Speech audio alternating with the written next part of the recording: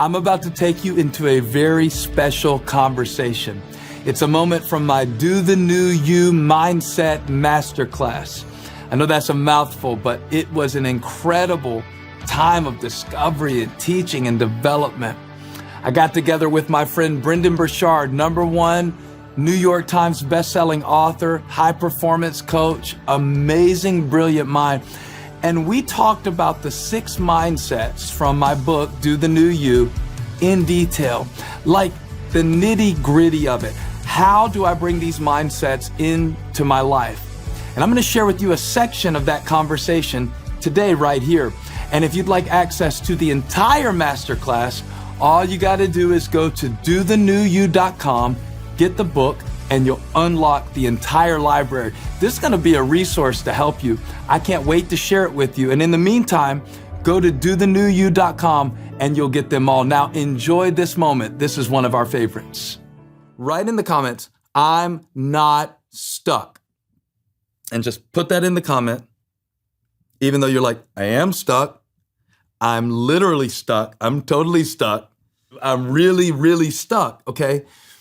That is a challenging paradigm for people because if you look in the Bible, Paul and Silas seemed stuck in prison, but they praised God and the chains broke loose. You know, Gideon seemed stuck in a wine press, but God spoke and he became a deliverer. Moses seemed stuck as a murderer, running as a fugitive on the backside of the desert, and then this burning bush, and God had 40 more years of amazing things for him to do. And all of these people felt stuck. So I want you to tell me what were your reflections on this first mindset, I'm not stuck unless I stop. Do you agree with it? How do you see it? How do we summon our way through that? And let's really dig into this first mindset. I love it. I love every section of this chapter because it reminds you that everyone feels stuck.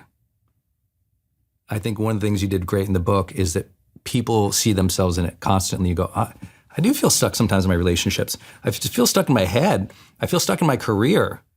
What am I gonna do? And a lot of people, they feel like that stuck is permanent. Like, hey, I'm working hard, but I'm stuck. So there's not lack of action for them. They're like, I'm going to work, but I feel stuck. I'm working hard, but I'm not earning more. I feel stuck. And what ends up happening is the more you feel stuck, the more you spin in doubt. Wow. And so when you're stuck, you spin. Write that down. Yeah. When you're stuck, you spin. Yeah. And people always mistake the signal for doubt as a signal to stop. Tell me but more. doubt is not saying stop. Doubt is a signal to learn. And when you change that frame in your mind, everything changes in your life. I'm so doubtful. Doubt doesn't say, well, stop and don't learn anymore. Doubt is literally, I don't know. So the only way to actually figure it out is get in motion, try, test. Ooh. Like doubt is the entrance to the scientific process. Doubt is the entrance to faith. Wow. And so when you realize that, like, oh, I'm having all these doubts about this thing, the next thought should be, well, I'm gonna have to do something to discover the answer. I'm gonna have to do something to discover the truth. I'm gonna have to do something to test this hypothesis. Will it break your flow if I ask you something about that? No, I love it. Yeah, go ahead. Every religious person in the world is pulling up James 1 right now going, but the Bible says, let he who hath faith ask and not doubt. For he who asketh in faith shall not receive anything from the Lord. He is a double-minded man, unstable in all he does. And I always thought that verse meant not, don't have doubts or don't feel doubts. I thought it just meant go through the door of your doubt to get to the other side and find your faith. Right. Well, I think a lot of the themes of the Bible are do not be afraid, or as you taught me, be strong and courageous. That presupposes some doubt. Right. Most of the Bible presupposes we have doubts. Yeah, if he says be strong, I must feel weak because I wouldn't tell you to sit down. You already are. Yeah, he didn't start the story. Gideon doesn't start the story as, a mighty champion and a warrior. Yeah. He starts in the wine press. A wimp in a wine press. David doesn't start the story with the sling. I mean, so you have to go, each of these stories starts in a place often of doubt. Yeah. or discouragement, despair, division between people. We have to cycle through that. But the thing is, I always say, well, that's why there's another verse. That's why there's another chapter. It's why there's something more. It's like the story might begin in doubt, but the story doesn't stop there. And we have to remember that in our own lives. And so what I loved about this first chapter where he's saying, I'm not stuck unless I stop, is you unlock a lot of reasons that people should not stop and realize that they can change. I love how you talk about, you can defy your default. Yeah. That maybe your default was to stop or to do these bad negative behaviors, but you can work your way through them. You can change, you can shift. And I think that's a hopeful message for a lot of people because they really do believe that they're stuck, and stuck is a place of permanence. When what your book is teaching them, stuck was a mindset. Mm-hmm. And you can change your mind, so you can change your life. Yeah, when you say stuck, you're probably thinking of all the people that you've coached who basically thought they had gone as far as they could go. Mm-hmm. Whether that's in their business or whether they had wrecked their personal life building their business. And part of what you do is to walk into somebody who goes, and I've heard you say this phrase before, I love it. You go, I've tried everything. Right. Right? Yeah. And you go, oh yeah? Everything? Yeah, I've tried everything. And then walk through it because you have an exercise you make people do that I love. Yeah, it's like, well, I tried everything. I'm like, awesome. I'm so excited. And I get really encouraged for them. And I say, well, if you tried everything, show me the list. And they go, what do you mean? I said, well, show me the list. You tried everything. I mean, if you tried everything, then you must have kept a list really detailed of all the things you tried because, of course, you'd have to know what's mutually exclusive. You'd have to know what you tried and didn't work, and you'd have to adjust and do it over again, so show me the list. And most often people will go, well, I tried once or twice, and I tried the same. Well, I asked my boss for a raise on Monday. I asked him on Friday. Asked him the same way, every time, all the time. But I've been asking. So you've been asking, okay, but you haven't been adding new value. So it's like you tried one strategy, and you hit it 50 times, and you didn't adjust it from another way. You haven't tried everything. You tried what you knew. Mm-hmm. You need to get perspective or approach it in a different way. And I think often, too, people, when they think of stuck, they think of just negative things. I'm stuck in a bad marriage. A lot of people are stuck in a very happy marriage. And what I mean by that is they don't need to leave the marriage. They have to learn to be different. Try a new angle to find the happiness, the fulfillment, or the intimacy in the marriage. So what I mean by that is sometimes people, they're just at a plateau. They're actually successful. They're actually doing well. Things are good. And a lot of high performers are going, oh, you're doing well. You're actually high performing, but there's this next level for you. And I think that I actually got that out of the book as much as I got out of, oh, I'm in despair, I'm troubled, things are bad. What I also took from the book was things are going well, but there's a new level for me when I'm in a greater connection to my faith. Speaking about plateaus, you have this great statement in the book, don't argue for your limitations. Yeah. What do you mean by that? Because I think a lot of people, they are stuck, but they're stuck in their own limitation. I heard a motivational speaker say it one time. He said, if you argue for your limitations, you get to keep them. Oof.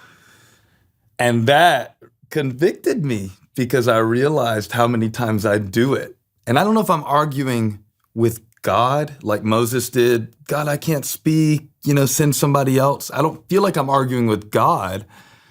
I feel like I'm just arguing against myself. And I realize what I'm actually agreeing with in that moment is the enemy's view of me. Yes. And I don't mean limitation, hey, you've never picked up a basketball, but you can play in the NBA and you're 54 years old. Uh-huh. That's not the kind of limitation I have in mind. I mean the kind of limitation that is rooted in a lie where God is calling you to be this kind of person and to make this kind of impact, or you sense that he's giving you a glimpse and giving you a step to take.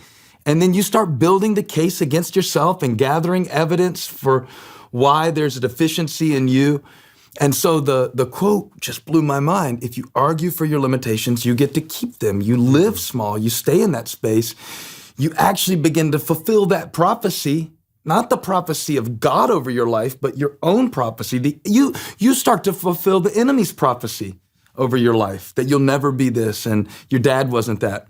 So what I did, I took that quote, and in the book, I take it a little further. I say, if you argue for your limitations, you get to keep them.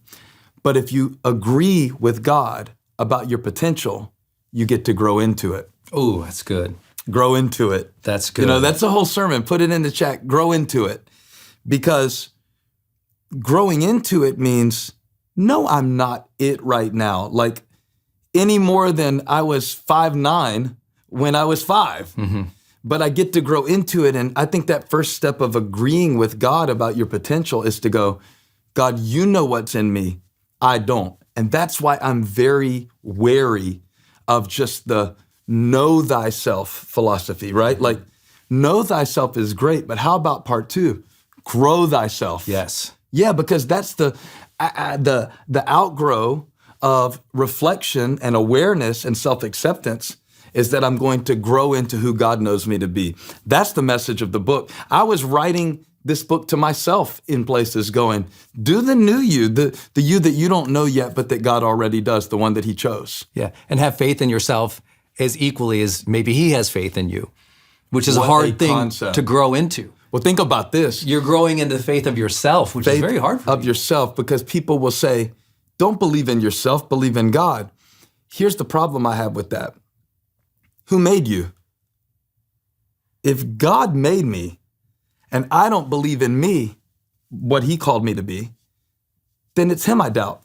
Right. And that really helps me to get past this sticking point where I feel like, well, I just don't want to hype myself up and say that, you know, I can do great things. Well, I can do all things through Christ who strengthens me. Yes. So I think the two go hand in hand. That's why I was passionate to get this masterclass going, to get people out of and to get you out of this mindset that says, well, God is great, but I'm no good. Okay, yeah, we're all sinners. We all need Jesus. We all need forgiveness, but we've been redeemed by him. So what does that speak of us, that he paid that price for us? And that's the limitation that I want you to grow beyond, this view of you that only sees you as flesh and bones and mistakes and disappointments, and to grow into the image of God that you were originally created to be. So good. I thought of, when I was reading it, the angle you took on don't argue for your limitations, which was also, you were saying, be careful about justifying all your vulnerabilities and your challenges and what's wrong with you, because it's easy to go, well, you know, I'm not a good communicator because, and as soon as you say because, you enter the world of either blame or self-comfort to say, I'm not a good communicator because my parents were mean to me. And so I always tell people, listen on limitations, always listen for the word because. Wow. I'm like this because, and you'll often add a negative thing. My parents were like this, they didn't believe in me, she mistreated me, they cheated, they stole. Or we're doing it for our own comfort because we don't believe we have empathy from the world. So sometimes when we share our limitations and our vulnerabilities with people, what we're doing is we're reaching out. We're saying, hey, let me just be vulnerable with you real quick. What it is doing is, could you please see me? Can you recognize me? Because I'm not feeling like I like myself, or I'm not feeling good, seen, heard, or I don't feel like the world is fair. So let me tell you this thing that's unfair for me. Could you see it and acknowledge it and say to me, oh yeah, that is unfair, or oh, I understand now why you are like that. And the whole conversation suddenly does something funny. It justifies and sets concrete around the limitation. Wow. Suddenly, we have verbalized the reason, because we've verbalized the reason for the limitation, and now we coalesce around it, and we actually just made it stronger. And so empathy can be like that, which we don't talk about in the modern world. Sometimes overly placating to people's, vulnerabilities or limitations and staying on it and stewing on it all day doesn't actually move them through. It's often the difference in my career of, as we'll share, the difference sometimes between a therapist and a coach. Both absolutely necessary, and I'm a huge mental health guy. But there is a difference. Sometimes we'll spend more time over here in a therapeutic context, and a coach is going to try to move you through that limitation a little bit more aggressively. Not that either is right. Both can be really wrong. But I think it's just a casual way to say to people, be careful of just always talking about the limitation and arguing for it and seeking to get empathy and understanding and comfort, because all of a sudden you miss the ability to move through it. And I thought that the movement through the book that you took people on was so powerful because you didn't let them sit there. Well, thank you for saying that, because when I wrote the mindset, I'm not stuck unless I stop, I thought this could come across really callous to somebody who just found out, like, I'm never going to be able to have children, or I'm never going to be able to fulfill this dream, or I'm never going to have my health back like I did before, or this person has gone out of my life. Like, I lost my dad, and in this area of my life, I do feel like there is a limitation. Well, there is a loss, but I'm trying to get you opened up. And anytime I talk about this, I can't help but think about Moses and the children of Israel at the Red Sea, right? And they're like, okay, God, help us, help us, help us. And they cried out, and Moses says, don't worry, stand still, and you will see the salvation of the Lord, right? Next verse, God says, why are you crying out to me? Tell the Israelites, move on. So it sounds spiritual. They're crying out to God, the Lord will deliver you, and he will, through you moving through it. Right. And I love that about personal development. I love that about having a coach to help us through these things and bring our faith into motion so that we can actually see faith without works